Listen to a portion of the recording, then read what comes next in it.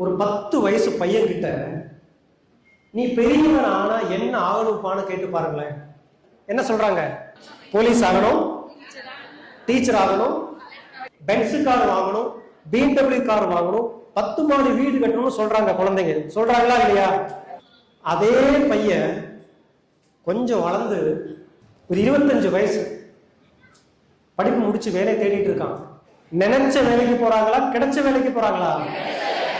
கிடைச்ச வேலைக்கு போறாங்க. ஆனா 30 வயசான உடனே கல்யாணம் பண்ணணும்னு அவனுக்கு பிரஷர் வருது, கல்யாணம் பண்றான். 35 வயசுல 2 குழந்தையும் வந்துருது. இப்ப ஆபீஸ்ல வேலைக்கு போறான். எந்த பையன்? அன்னைக்கு 8 வயசு பையன் 35 வயசுல ஆபீஸுக்கு போகும்போது இப்ப அவனை தடுத்து கேளுங்க, தம்பி உன் கனவு என்னப்பா? தம்பியா டென்ஷன் ஆகி வேலைக்கு போயிட்டு இருக்க, கனவை பத்தி பேசுங்க. எப்படியாவது வாழ்ந்தா போதுங்கிற நிலைமைக்கு தள்ளப்படுறாங்க.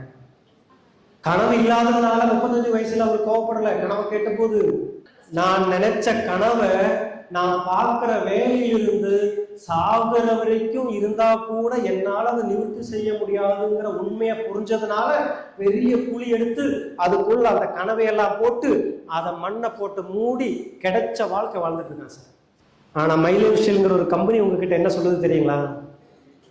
நீ 7 வயசுல பார்த்த கனவு, நீ 8 வயசுல பார்த்த கனவு, நீ 10 வயசுல பார்த்த கனவு குழி தோண்டி புதைச்சிருந்தீன்னா தோண்டி எடு, உன்னை சாதிக்க வைக்கிறதுக்கு அதை தோண்டி எடு. உன்னை அந்த கனவு அடைய வைக்கிறதுக்கு நாங்க இருக்கோம்னு சொல்றோம் மைலேஷ்.